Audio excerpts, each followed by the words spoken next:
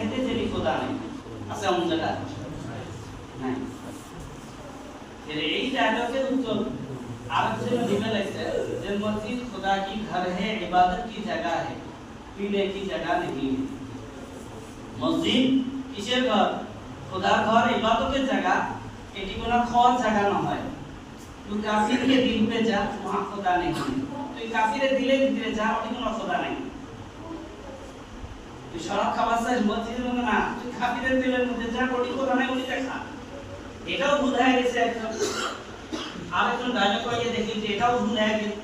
উনি फिर এই ডায়লগের উত্তর আরেকটা ডায়লগ দিয়ে দিবে লাগছে काफिर के दिल पे भी खुदा है पर उसे पता नहीं है কি কইছে যে কাফিরের দিলের ভিতরেও খোদা আছে কিন্তু ওই না জানে কেন যে কাফির না জানে যে কাফিরের দিলের ভিতরে খোদা আছে ওই সেটা জানে না